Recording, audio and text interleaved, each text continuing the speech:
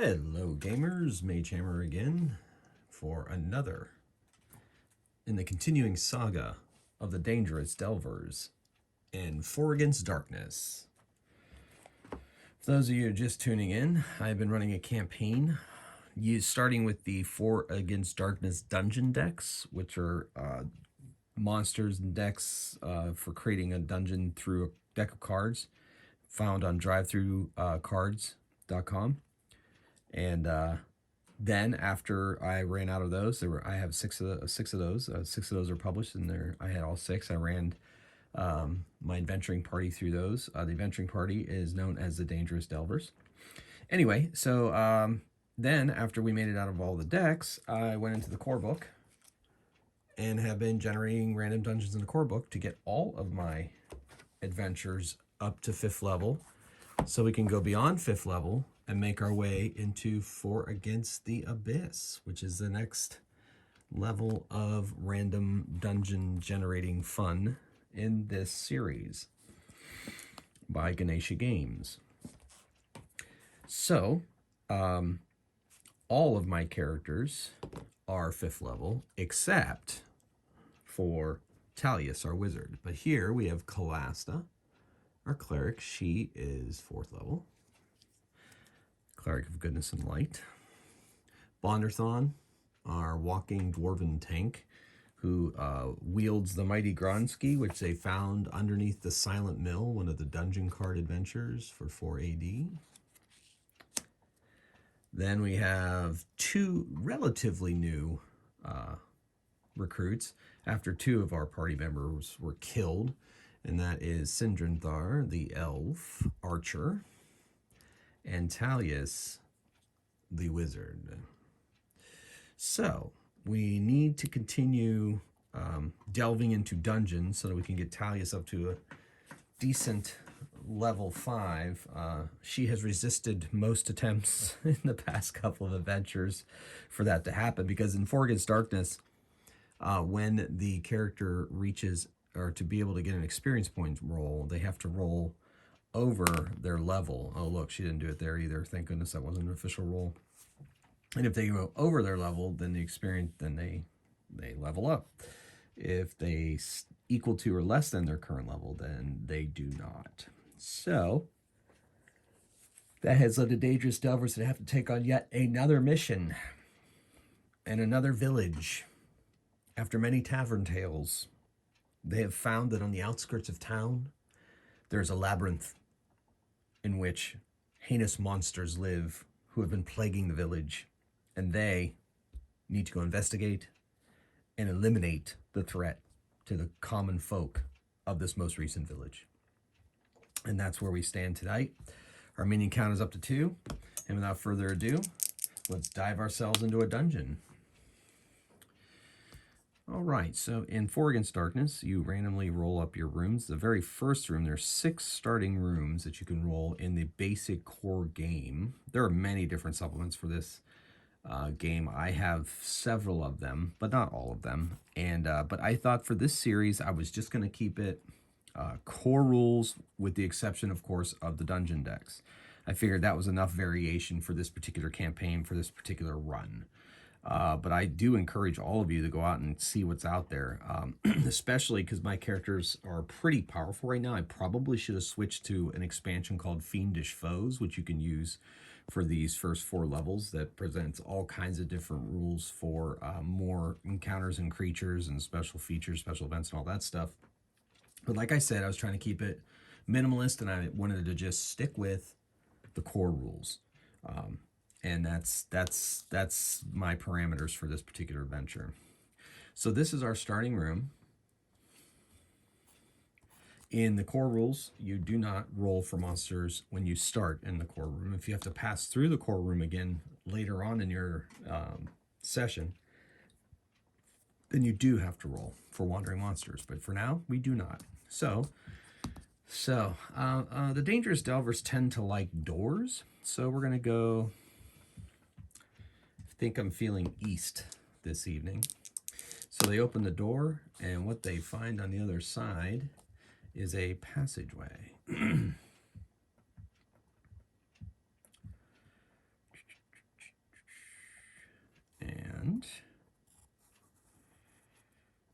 let's see what's in this corridor.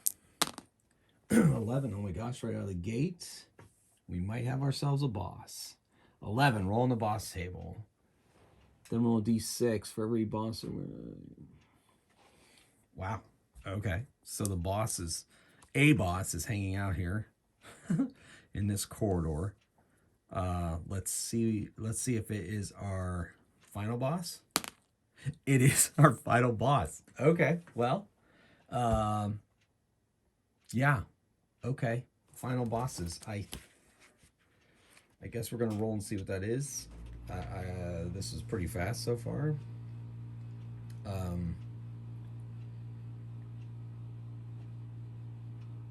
So if we kill that boss, he gets he has increased life and an increased attack and increased treasure, and thing is, I guess when I'm looking in the rules real quick, I want to make sure it's, you know, I always constantly have to check myself. I always like to check the rules. But of course, my saying is there's no real wrong way to play a solo game. But I'm seeing if for some reason I thought you get to roll 2 experience points rolls for a final boss. But I know dragons for sure give you 2 final rolls, and I think the last time was my final boss was a dragon, and that's why I got to roll for 2 experience points rolls. So if we defeat this boss, we'll have 1 roll from Tallias to try to level up. If we defeat the boss. Well, let's see what this boss is for this evening. And we got ourselves a 2.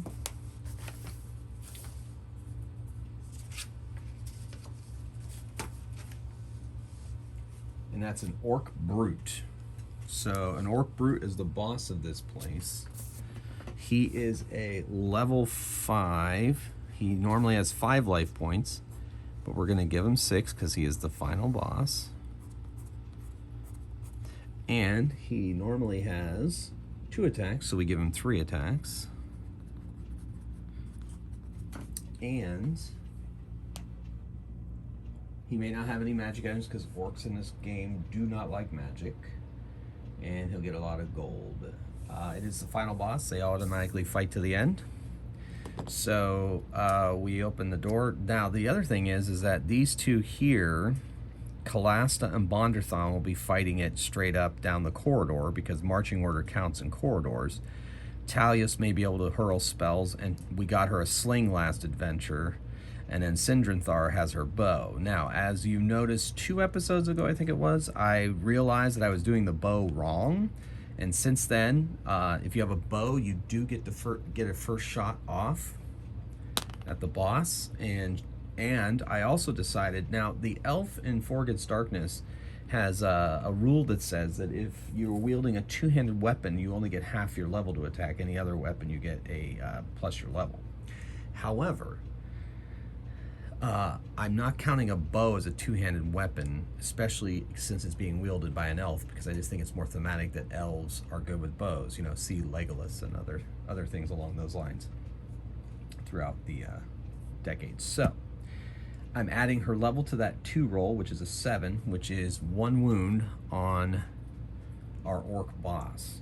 Now we attack normal. Kalasta attacks with her sword. She hits 5, so that's 1 wound. Bonderthon swings the mighty Grondsky. For those of you just tuning in for the first time, Grondsky crits on a 5 or 6. Normally weapons on a 6, they explode, which means you take the die, you roll the die again, you add the 6 to whatever your result is, and continuing to re-roll and re-roll if you have 5s and 6s. So this goes up on 5s and 6s. But of course, you know, hey, look, we already got some good luck finding the final boss right out of the gate. So Bonderthon rolling 1s is nothing new, as we all know.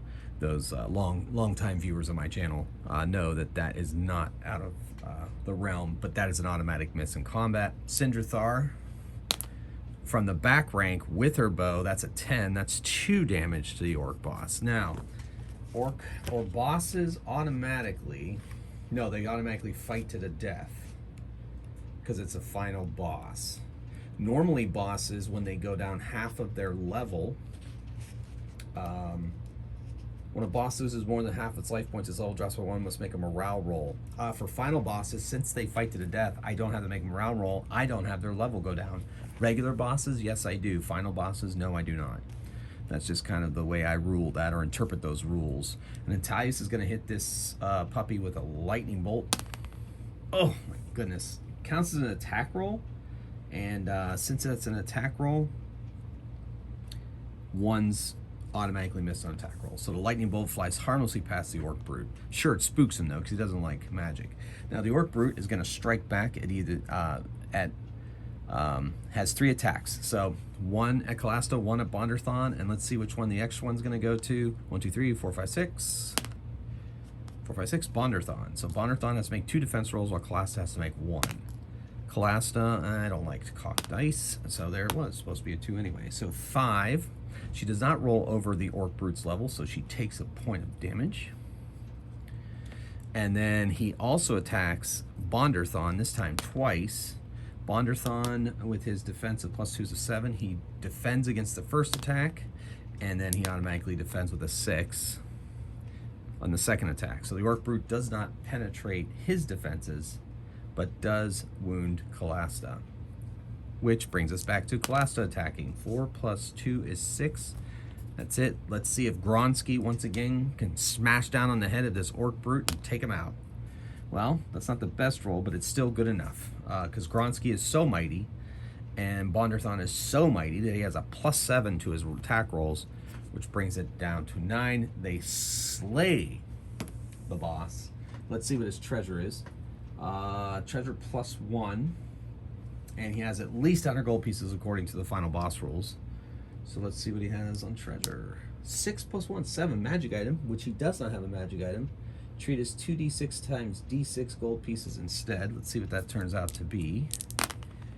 So 10 times times 3, 30, which is 100 gold pieces. So he had 100 gold pieces, which is good because that will allow me to spend money to get my folks up to Abyss levels, because in the Abyss, to go into the Abyss into the next book, all the characters have to be 5th level.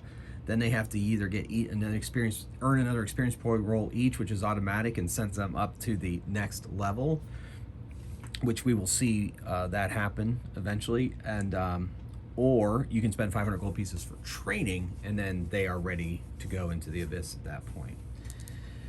Okay, well, it's the moment of truth, ladies and gentlemen. Tallias gets the experience point roll from defeating that final boss. Can she do it? If she does it, on this video, we're going to go into the Abyss book, and we are going to spend our 500 gold pieces and quote-unquote level up the dangerous delvers. And then our next video, they shall descend into dungeons generated through that book. However, if she doesn't do this, I think what I'm going to do is,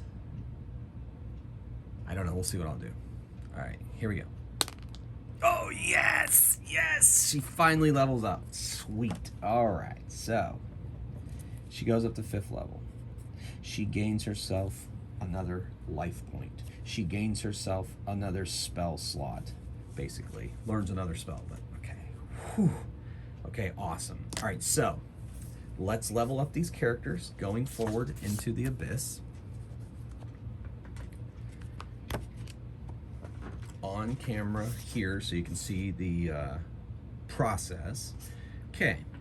When standard dungeons do not pose much of a challenge anymore. Ooh, wait a second. You know what? We have to get out of here. Let's see if there's a wandering monster in that final room. There is not. Okay, so they're out of this dungeon. This was the brief delve dungeon of Gronk, the Orc Brute. That's the name of this dungeon. That's a really long name. We'll just call it the Dungeon of Gronk, the Orc Brute. How's that? All right, anyway. Okay, so when standard dungeons, which this is, do not challenge much challenge anymore, as you saw, this one did not. They may want to go deeper, which is what we're going to do. Once all of your characters reach 5th level, you may want to level up your party and start using this book. You'll need to burn 1 experience points per character or 500 gold pieces per character in training costs so that the whole party steps into the next tier and becomes an expert party. Let's count up our cash. I have quite a bit of it. All right. Heck, I might need a calculator for this. Math's never been a strong point. All right, time for some scrap paper. We'll do our... Okay, so we have 120 gold pieces. We have 160 jewelry. Now we have a dwarf, so we can sell our gems, which is coming up when I get to Bonderthon, for 20% more than they're normally worth. All right, and then also Calasta has 200 gold pieces. So just with Calasta, she has 480 gold pieces, which is almost enough to level her up. So we will spend what money she has. She's going to take a loan from her friend Bonderthon, who's been with her from the beginning, for 20 gold pieces. So that's 500 for her. And she is now an expert, which I'll show how, I'll check the rules and see how we're supposed to indicate that. In the meantime, she's good. Okay, so Bonderthon, he has gems. One's worth 105, so that'd be 105, 20%, well, 100, 20%, 100. We'll just call it 130. That one is 98. That 60 gold piece one is 20. That's 1272. I'm not really good at math, folks, but you know, I mean, some of you, if you're on camera and you're really excited to try to help me with my math, you can do that. But I'm just gonna go off the top of my head. I don't want to take time to grab out a calculator, so we're just gonna do it this way. I guess I could use a calculator on my watch, now that I think about it. All right, so if we have that.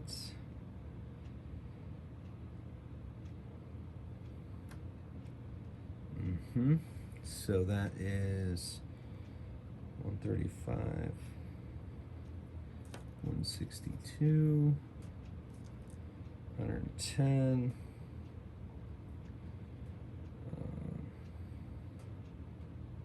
132, 200. Well, that's just, no, those are gems. Those are gems. So that's easy. That one's 220. And then, yeah, I did that one already. And then that one ends up being that 130, 20, that's 24, 30, that's 36. Okay, so just in gems, he sells all the gems back. We're gonna add all that up, see if we get, I know we have well over 500, but let's see exactly how much we have after he sells the gems to the village jeweler, who is very happy to see Bonderthon, by the way.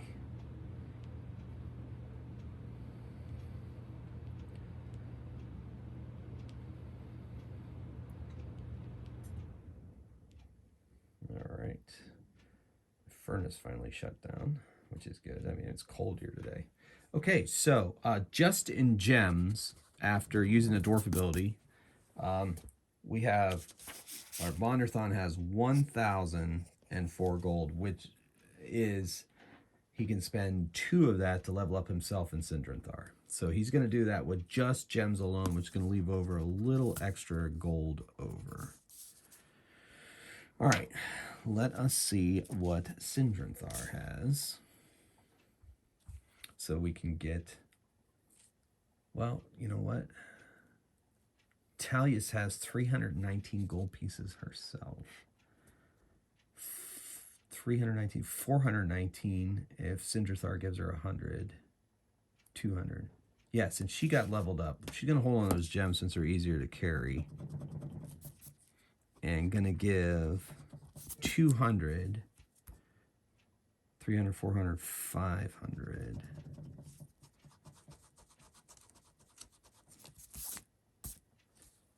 All right, so they are now all expert level. Let's see how we indicate that in this book. Okay. Expert party. All right, so I guess what we're going to do is we're going to put 5th level 5 expert.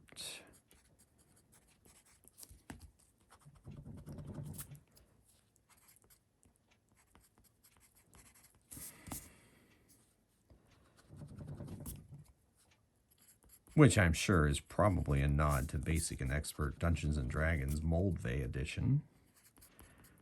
At least I hope it is. Okay, so they're all experts, and now they graduate to a D8. Everybody gets a D8. D8s explode on 7s and 8s. Grondsky, I guess, will explode on 6, 7, 8s. All right. Okay, so you will use a D8 for combat, casting spells, experience point rolls, all save rolls, and whenever a character attempts an action. This represents your character being on a whole new tier of adventuring where they're powerful enough. Okay, called expert level. Use a D6 when generating rooms, and most tables still use a D6, but the die shown header table. Search rolls are still formed with the D6. Okay, but the D8s are there. Okay, so here's 4 ways to lead your party into deeper dungeons. I'm not going to read those all out aloud. I want you guys to buy this book and figure out for yourself. But I'm going to look at these real quick. And I'm going to choose which way I want to go. So I'll hum. I'll play a little music while I do some reading.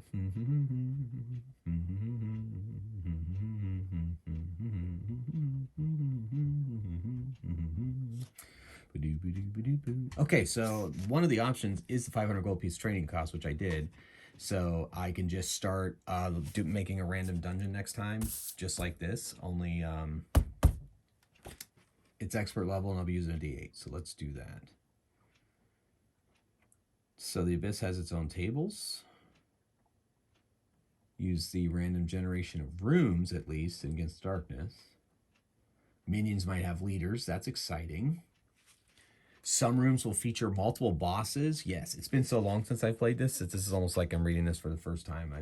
I've only played like 2 adventures in the Abyss ever. So it's kind of another reason I wanted to go this far and maybe play at least 2 more adventures in the Abyss. And we'll see. You know, maybe I'll play more. We'll see how it goes. See what you guys want me to do going forward.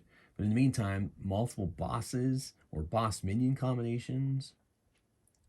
Wandering monsters still appear on 6 in rooms that we've gone through. Some things are getting, save or die, just like old school D&D, folks. That'll be exciting. Okay. Advancement follows the same general rules, but you get double the experience points you would normally get. In other words, you get 2 experience per roll for slaying a boss, 1 experience per roll for every 5 encounters with minions. Ooh, every 5 encounters now. That's great. Experience points rolls are rolled with a D8 plus 2 if you're expert. Cool. If your expert party's in a standard dungeon, you can still make a D6. Cool. Instead of taking an experience point roll, I can learn expert skills. I remember the expert skills. I remember I didn't really use them that much. I wasn't too excited about them at that time, but I think that may change here.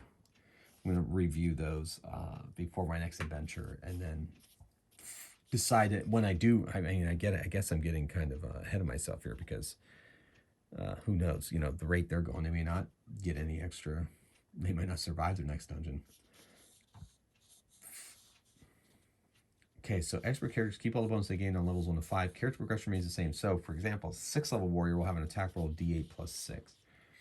So yeah, so we'll had to spend the gold to make them expert, and then they're going to advance at a normal rate from here on out. So other experience points rolls will bring them up to 6th level, and let's get the entire party up to 6th level and so forth. Roll 1 is always a failure still. So we're going to have Grondsky explode on a 6/7/8 instead of 7/8. I can add up to 6 new spells. That's cool. I can't remember what they are in here. I'll double check all that too. Expert casters use a D8 even when using first tier spells. Excellent. Okay.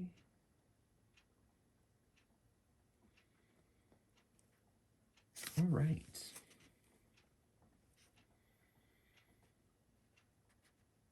All right, minions with leaders. All right, I'll read all these rules. Multiple bosses, fun times, trial of champions. Sounds exciting. All right, there's a whole new sets of secrets. There's their expert skills, which if I level up again, I might just take the expert skills instead. Might do that this time around since last time I went to classic levels, but I don't know. I kind of like leveling up. See, that's just kind of old school that way. I don't know. We'll see. My expert spells, some fun stuff. Love that art. Just look at that art. Andrea, it's amazing. I love that art. It's got an old school feel, but yet still feels modern.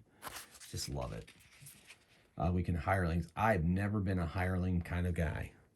Even in old school D&D, Advanced Dungeons and Dragons First Edition, Second Edition D&D, I just never wanted to hire hirelings. It just, to me, was just too much hassle. In fact, a lot of my parties, even when I started dungeon mastering, a lot of them just never hired hirelings. I know some people were really into them, but I just didn't want the extra hassle and extra upkeep. Okay. Probably won't get them. Plus I don't know. Not that excited. There's all kinds of stuff in here. Ooh, madness. Yes. Now we're getting into some Lovecraft stuff.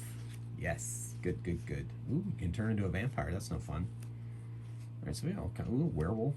Gotta be careful out there in the abyss. There's all kinds of crazy things. Okay, so some optional rules. There's the contents tables. Yes, excited. It's gonna be good. I'll be rolling on these tables going forward, which will provide a greater challenge for my party. I think I have this also in PDF. I'm gonna print out those tables like I did for this one. Yeah, Abyss Dragons. Yes, yes, yes, yes, yes. Excellent.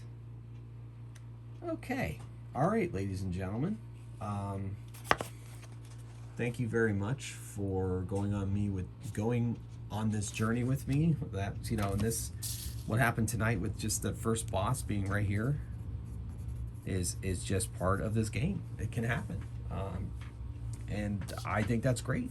You just never know what to expect with 4 Against Darkness. I love it. All right, ladies and gentlemen, well, thanks once again for sticking with me. Once again, a very short video, but the exciting news is that the Dangerous Delvers are now experts and will be heading into 4 Against, and they will be 4 Against the Abyss going forward in my next adventure next week. Well, ladies and gentlemen, once again, thank you for watching. Thank you for all your comments in the comment sections. I like interacting with you guys. It's really fun. So all of you, stay warm, stay healthy, and keep on gaming. Until next time, the Dangerous Delvers say goodbye, and Mage Hammer, me, I say goodbye, and thanks again for watching.